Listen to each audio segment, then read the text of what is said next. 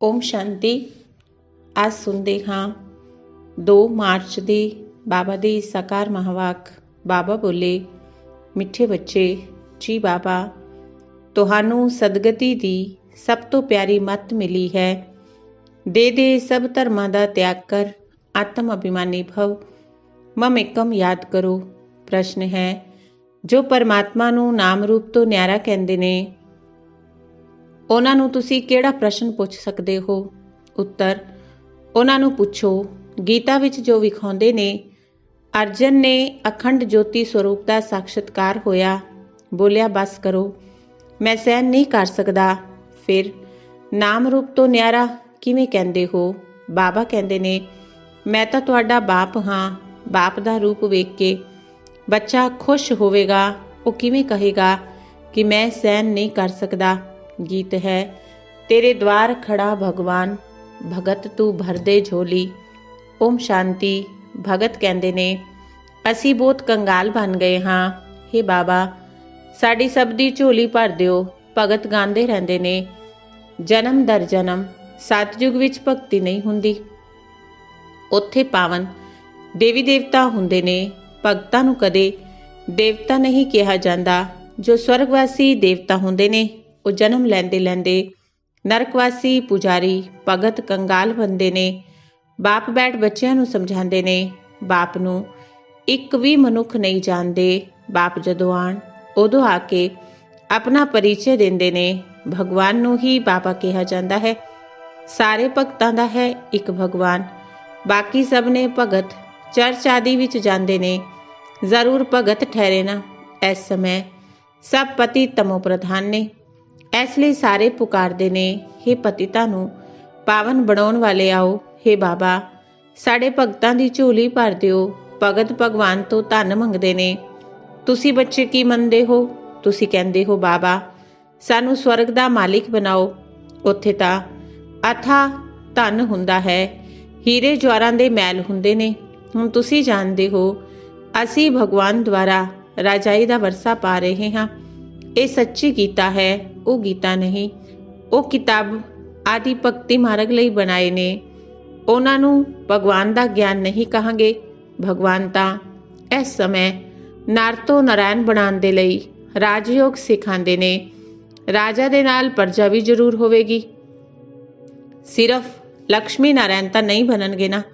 ਸਾਰੀ ਰਾਜਧਾਨੀ ਬਣਦੀ ਹੈ। ਹੁਣ ਤੁਸੀਂ ਬੱਚੇ ਜਾਣਦੇ ਹੋ ਭਗਵਾਨ ਕੌਣ ਹੈ, ਹੋਰ ਕੋਈ ਵੀ ਮਨੁੱਖ ਮਾਤਰ ਨਹੀਂ ਜਾਣਦੇ। ਬਾਪ ਕਹਿੰਦੇ ਨੇ, ਤੁਸੀਂ ਕਹਿੰਦੇ ਹੋ ਗੋਡ ਫਾਦਰ, ਤਾਂ ਦੱਸੋ ਤੁਹਾਡੇ ਗੋਡ ਫਾਦਰ ਦਾ ਨਾਂ, ਰੂਪ, ਦੇਸ਼, ਕਾਲ ਕੀ ਹੈ? ਨਾ ਭਗਵਾਨ ਨੂੰ ਜਾਣਦੇ ਨੇ, ਨਾ ਉਹਨਾਂ ਦੀ ਰਚਨਾ ਨੂੰ ਜਾਣਦੇ ਨੇ। ਬਾਪ ਆ ਕੇ ਕਹਿੰਦੇ ਨੇ, ਕਲਪ ਕਲਪ ਸੰਗਮ ਯੁਕਤੇ ਮੈਂ ਆਂਦਾ ਹਾਂ। ਸਾਰੀ ਰਚਨਾ ਦੇ ਆਦਮਦ ਅੰਤ ਦਾ ਰਾਜ ਮੈਂ ਰਚਤਾ ਆ ਕੇ ਸਮਝਾਉਂਦਾ ਹਾਂ। ਕਈ ਤਾਂ ਕਹਿੰਦੇ ਨੇ ਉਹ ਨਾਮ ਰੂਪ ਤੋਂ ਨਿਆਰਾ ਹੈ, ਉਹ ਆ ਨਹੀਂ ਸਕਦਾ।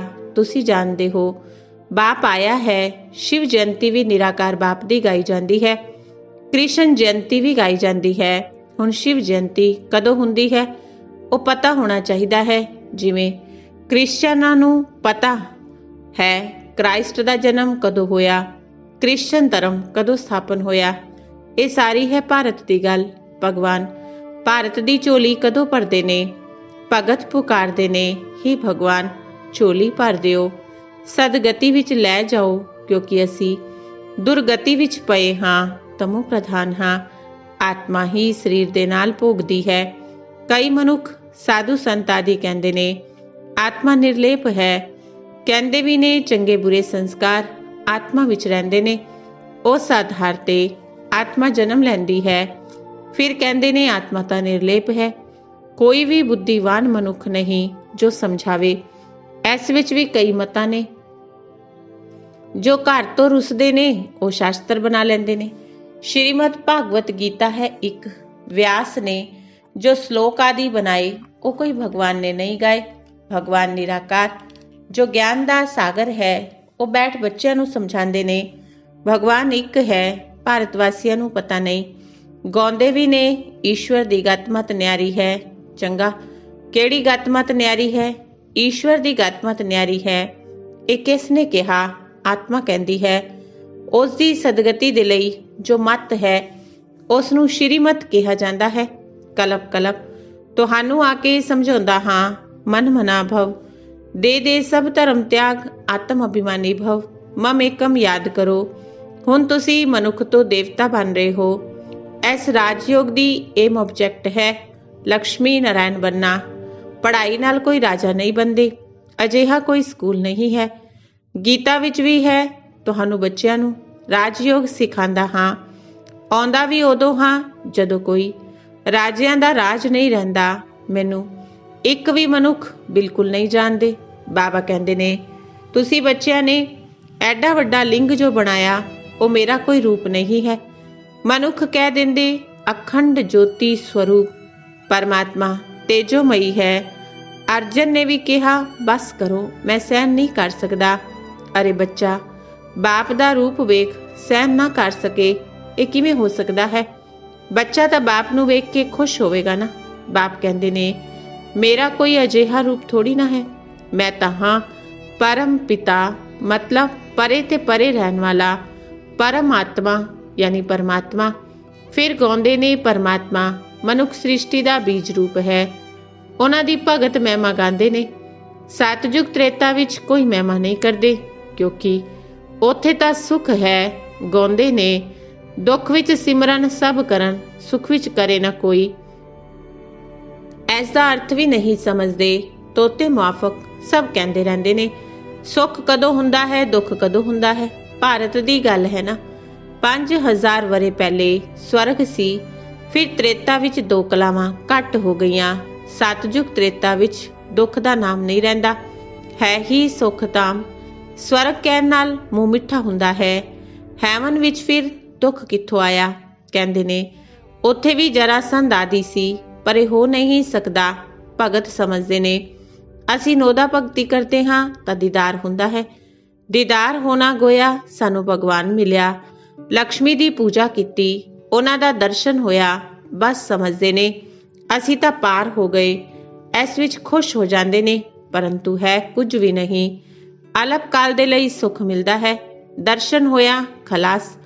ਐਵੇਂ ਨਹੀਂ ਕਿ ਮੁਕਤੀ ਜੀਵਨ ਮੁਕਤੀ ਨੂੰ ਪਾ ਲਿਆ, ਕੁਝ ਵੀ ਨਹੀਂ।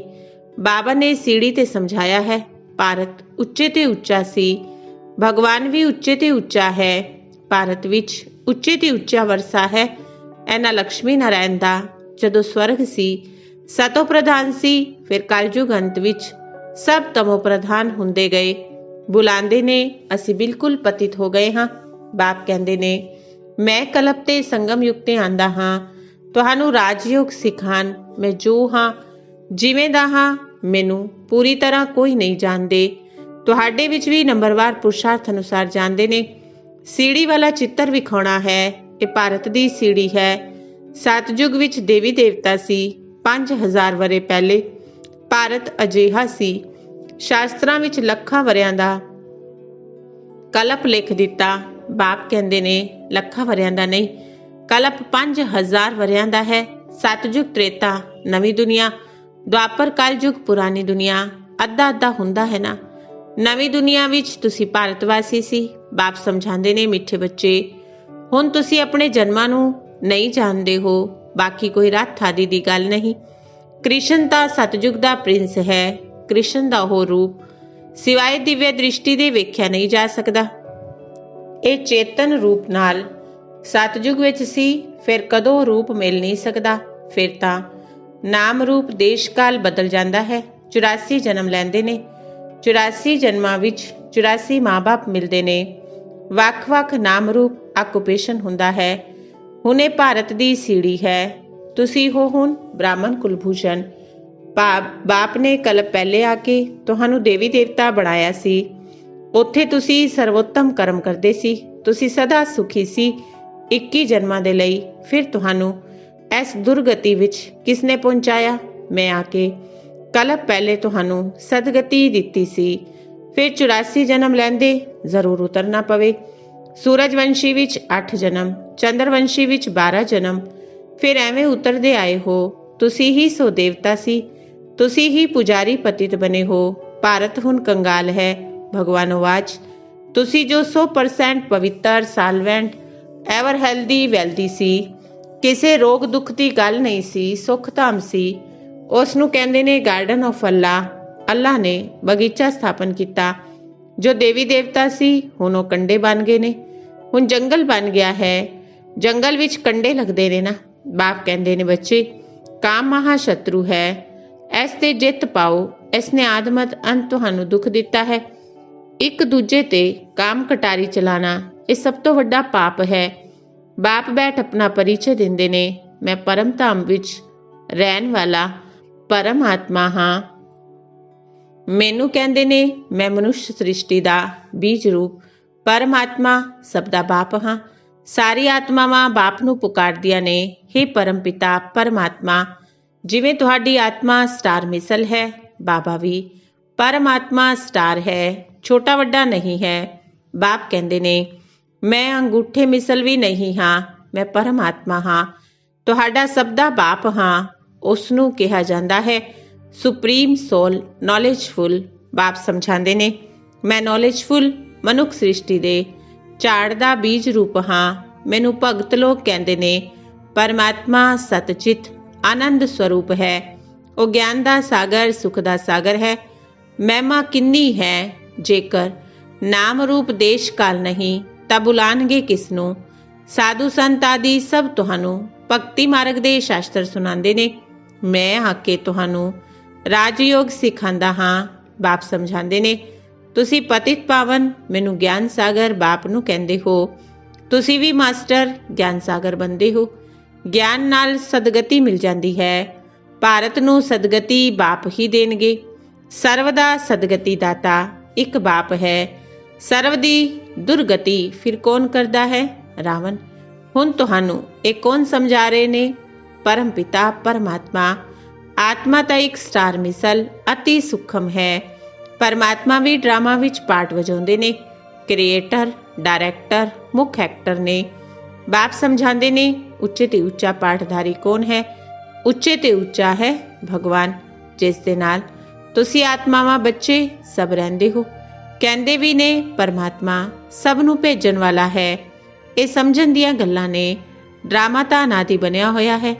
ਬਾਪ ਕਹਿੰਦੇ ਨੇ ਮੈਨੂੰ ਤੁਸੀਂ ਕਹਿੰਦੇ ਹੋ ਗਿਆਨ ਦਾ ਸਾਗਰ, ਸਾਰੀ ਸ੍ਰਿਸ਼ਟੀ ਦੇ ਆਦਿ ਅੰਤ ਨੂੰ ਜਾਣਨ ਵਾਲਾ। ਹੁਣ ਇਹ ਜਿਹੜੇ ਸ਼ਾਸਤਰ ਆਦਿ ਪੜ੍ਹਦੇ ਨੇ ਇਹਨਾਂ ਨੂੰ ਬਾਪ ਜਾਣਦੇ ਨੇ। ਬਾਪ ਕਹਿੰਦੇ ਨੇ ਮੈਂ ਪ੍ਰਜਾਪਿਤਾ ਬ੍ਰਹਮਾ ਦੇ ਦੁਆਰਾ ਸਾਰੇ ਸ਼ਾਸਤਰਾਂ ਦਾ ਸਾਰ ਆ ਕੇ ਦੱਸਦਾ ਹਾਂ। ਵਿਖਾਉਂਦੇ ਨੇ ਵਿਸ਼ਨੂੰ ਦੀ ਨਾਭੀ ਵਿੱਚੋਂ ਬ੍ਰਹਮਾ ਨਿਕਲਿਆ। ਕਿੱਥੋਂ ਨਿਕਲਿਆ? ਕਿੱਥੇ ਨਿਕਲਿਆ? ਮਨੁੱਖ ਤਾਂ ਜ਼ਰੂਰ ਇੱਥੇ ਹੀ ਹੋਣਗੇ ਨਾ। ਇਹਨਾਂ ਦੀ ਨਾਭੀ ਵਿੱਚੋਂ ਬ੍ਰਹਮਾ ਨਿਕਲਿਆ। ਫਿਰ ਭਗਵਾਨ ਨੇ ਬੈਠ ਇਹਨਾਂ ਦੁਆਰਾ ਸਾਰੇ ਵੇਦ ਸ਼ਾਸਤਰਾਂ ਦਾ ਸਾਰ ਸੁਣਾਇਆ। ਆਪਣਾ ਵੀ ਨਾਮ ਰੂਪ ਦੇਸ਼ ਕਾਲ ਸਮਝਾਇਆ। ਮਨੁੱਖ ਸ੍ਰਿਸ਼ਟੀ ਦਾ ਬੀਜ ਰੂਪ ਹੈ ਨਾ। ਇਸ ਵਰਿਖ ਦੀ ਉਤਪਤੀ, ਪਾਲਣਾ, ਵਿਨਾਸ਼ ਕਿਵੇਂ ਹੁੰਦਾ ਹੈ ਉਸ ਨੂੰ ਕੋਈ ਨਹੀਂ ਜਾਣਦੇ। ਇਸ ਨੂੰ ਵੈਰਾਈਟੀ ਝਾੜ ਕਿਹਾ ਜਾਂਦਾ ਹੈ। ਸਾਰੇ ਨੰਬਰਵਾਰ ਆਪਣੇ ਸਮੇਂ ਤੇ ਹੁੰਦੇ ਨੇ। ਪਹਿਲੇ ਨੰਬਰ ਵਿੱਚ ਦੇਵੀ ਦੇਵਤਾ ਧਰਮ ਦੀ ਸਥਾਪਨਾ ਕਰਵਾਉਂਦਾ ਹਾਂ। ਜਦੋਂ ਉਹ ਧਰਮ ਨਹੀਂ, ਬਾਪ ਕਹਿੰਦੇ ਨੇ ਕਿੰਨੇ ਤੁੱਛ ਬੁੱਧੀ ਹੋ ਗਏ ਹੋ। ਦੇਵਤਾਵਾਂ ਦੀ, ਲక్ష్ਮੀ ਨਾਰਾਇਣ ਦੀ ਪੂਜਾ ਕਰਦੇ ਨੇ, ਪਰੰਤੂ ਉਹਨਾਂ ਦਾ ਰਾਜ ਪ੍ਰਿਥਵੀ ਤੇ ਕਦੋਂ ਸੀ ਕੁਝ ਵੀ ਨਹੀਂ ਜਾਣਦੇ। ਹੁਣ ਭਾਰਤ ਦਾ ਉਹ ਦੇਵਤਾ ਧਰਮ ਨਹੀਂ ਹੈ, ਸਿਰਫ ਚਿੱਤਰ ਰਹਿ ਗਏ ਨੇ। ਅੱਛਾ ਮਿੱਠੇ ਮਿੱਠੇ ਸਿਕਿਲ ਦੇ ਬੱਚਿਆਂ ਪ੍ਰਤੀ ਮਾਤ ਪਿਤਾ, ਬਾਪ ਦਾਦਾ ਦਾ ਯਾਦ ਪਿਆਰ ਤੇ ਗੁੱਡ ਮਾਰਨਿੰਗ। ਰੂਹਾਨੀ ਬਾਪ ਦੀ ਰੂਹਾਨੀ ਬੱਚਿਆਂ ਨੂੰ ਨਮਸਤੇ। ਰੂਹਾਨੀ ਬੱਚਿਆਂ ਦੀ ਰੂਹਾਨੀ ਬਾਪ ਦਾਦਾ ਨੂੰ ਨਮਸਤੇ ਨਮਸਤੇ ਨਮਸਤੇ ਜੀ। ਧਾਰਨਾ ਦੇ ਲਈ ਮੁੱਖ ਸਾਰ। ਪਹਿਲੀ ਧਾਰਨਾ ਹੈ ਮਾਸਟਰ ਗਿਆਨ ਸਾਗਰ ਬਣ ਪਤਿਤ ਤੋਂ ਪਾਵਨ ਬਣਾਉਣ ਦੀ ਸੇਵਾ ਕਰਨੀ ਹੈ। ਬਾਪ ਨੇ ਜੋ ਸਾਰੇ ਸ਼ਾਸਤਰਾਂ ਦਾ ਸਾਰ ਸੁਣਾਇਆ ਹੈ ਉਸ ਨੂੰ ਬੁੱਧੀ ਵਿੱਚ ਰੱਖ ਸਦਾ ਖੁਸ਼ ਰਹਿਣਾ ਹੈ। ਦੂਜਾ, ਇੱਕ ਬਾਪ ਦੀ ਸ਼੍ਰੀਮਤ ਦਾ ਹਰ ਪਲ ਪਾਲਨ ਕਰਨਾ ਹੈ। ਦੇ ਸਭ ਧਰਮਾਂ ਦਾ ਤਿਆਗ ਕਰ ਆਤਮ ਅਭਿਮਾਨੀ ਬਣਨ ਦੀ ਮਿਹਨਤ ਕਰਨੀ ਹੈ। ਵਰਦਾਨ ਹੈ ਆਪਣੇ ਦਿਵਯ ਅਲੌਕਿਕ ਜਨਮ ਦੀ ਸਮ੍ਰਿਤੀ ਦੁਆਰਾ ਮਰਿਆਦਾ ਦੀ ਲਕੀਰ ਦੇ ਅੰਦਰ ਰਹਿਣ ਵਾਲੇ ਮਰਿਆਦਾ ਪੁਰਸ਼ੋਤਮ ਭਵ। ਆਪਣੇ ਦਿਵਯ ਅਲੌਕਿਕ ਜਨਮ ਦੀ ਸਮ੍ਰਿਤੀ ਦੁਆਰਾ ਮਰਿਆਦਾ ਦੀ ਲਕੀਰ ਦੇ ਅੰਦਰ ਰਹਿਣ ਵਾਲੇ ਮਰਿਆਦਾ ਪੁਰਸ਼ੋਤਮ ਭਵ।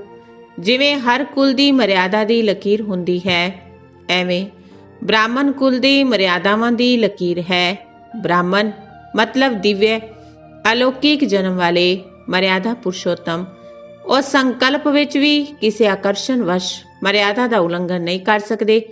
ਜੋ ਮਰਿਆਦਾ ਦੀ ਲਕੀਰ ਦਾ ਸੰਕਲਪ ਵਿੱਚ ਉਲੰਘਣ ਕਰਦੇ ਨੇ, ਉਹ ਬਾਪ ਦੇ ਸਹਾਰੇ ਦਾ ਅਨੁਭਵ ਨਹੀਂ ਕਰ ਪਾਉਂਦੇ। ਬੱਚੇ ਦੀ ਬਜਾਏ ਮੰਗਣ ਵਾਲੇ ਭਗਤ ਬਣ ਜਾਂਦੇ ਨੇ। ਬ੍ਰਾਹਮਣ ਮਤਲਬ ਪੁਕਾਰਨਾ, ਮੰਗਣਾ ਬੰਦ। ਕਦੇ ਵੀ ਪ੍ਰਕਿਰਤੀ ਜਾਂ ਮਾਇਆ ਤੇ ਮੁਹਤਾਜ ਨਹੀਂ।